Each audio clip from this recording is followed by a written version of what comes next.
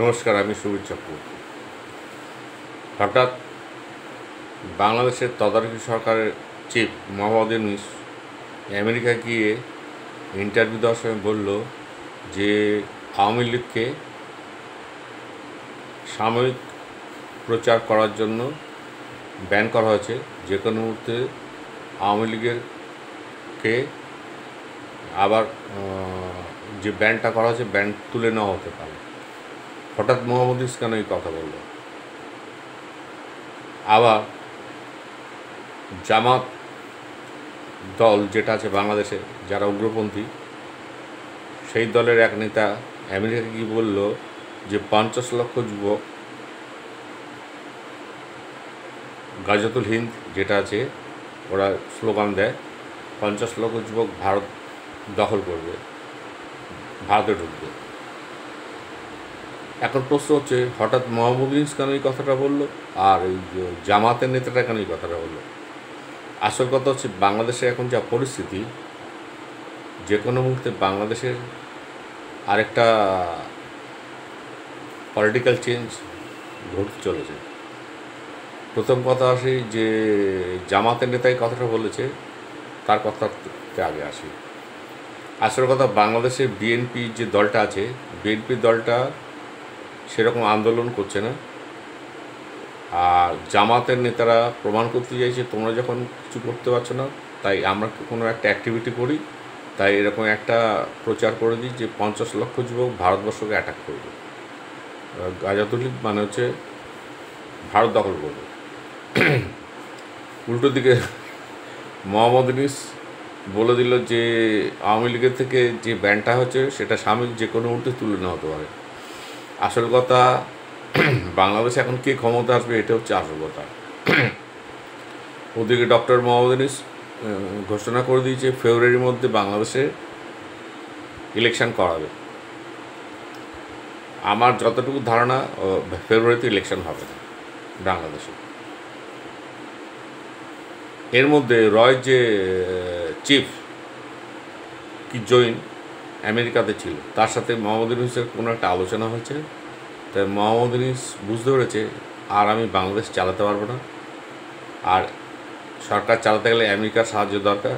ট্রাম্পও ওর সাথে দেখা করেনি, ফটো সেশনের জন্য লাইনে দাঁড়িয়েছিল, যেরকম সবাই দাঁড়ায় ফটো সেশনের জন্য। ঠিক।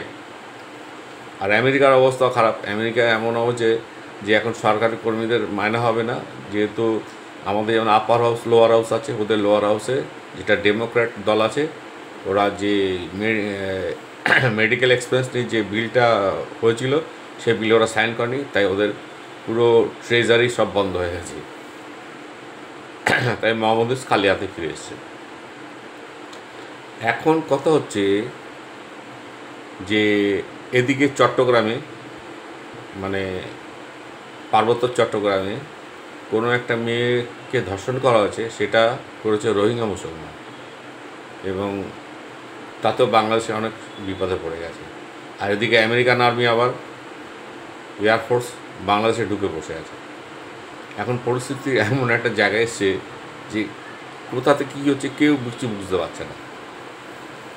আমি যতটুকু খবর রাখি ততটুকুই আপনাদের বলছি।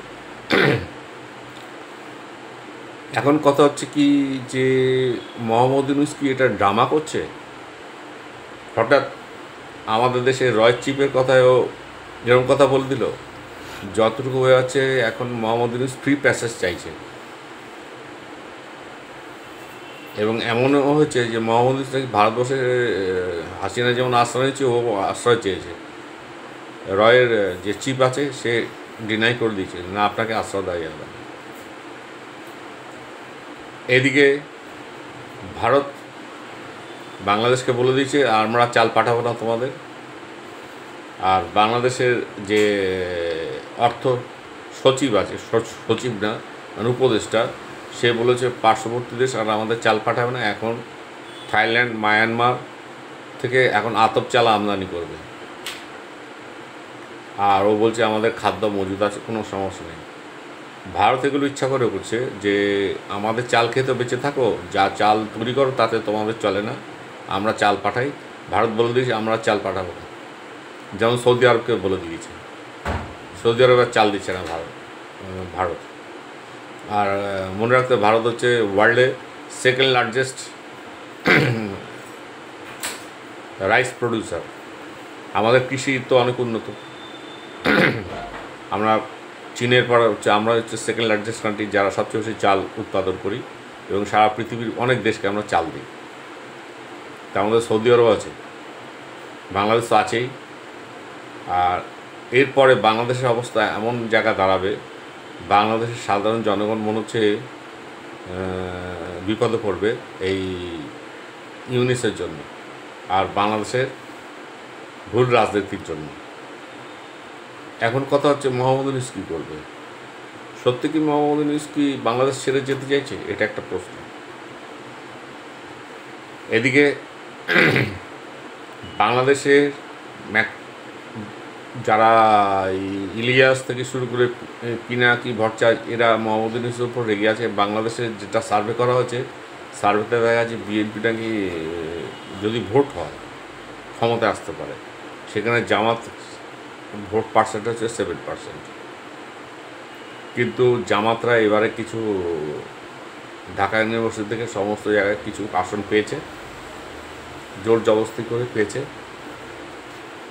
আর যে জামাত নেতা বলেছে 50 লক্ষ যুবক নিয়ে গজবাতল করবে, সে নিজে জানে তার বাংলাদেশে যে 7% ভোট আছে, আর এরা আদৌ তো কিছু করতে পারবে না। আসল কথা হচ্ছে এদের উদ্দেশ্য হচ্ছে বাংলাদেশের ক্ষমতা দখল করা। তাই বাংলাদেশের ক্ষমতা দখল করতে তো ভারতের বিরুদ্ধে একটা কিছু করতে হবে, বলতে হবে, এটা হচ্ছে মেন কারণ। এখন শুনছি ভারত নাকি এয়ার স্পেস বন্ধ করে দিতে পারে বাংলাদেশকে, কেন বাংলাদেশ হচ্ছে একটা ল্যান্ডলক কান্ট্রি, যেটা ইউনূস বলেছিল নর্থ ইস্ট একটা ল্যান্ডলক এরিয়া। তার ইউনূসও পাল্টি খেয়েছিল। এখন দেখা যাচ্ছে বাংলাদেশ নিজেই একটা ল্যান্ডলক কান্ট্রি, যেদিকেই যাবে সমুদ্র দিয়ে যাক আর ওপর দিয়ে যাক, ভারতের ওপর দিয়ে যেতে হবে, আর সমুদ্র দিয়ে গেলে ভারতের থেকে পারমিশন নিতে হবে। এখন বাংলাদেশের প্রমাণ হলো বাংলাদেশ একটা ল্যান্ডলক কান্ট্রি। এখন বাংলাদেশের কি ভবিষ্যৎ হবে ভগবান জানে। তাই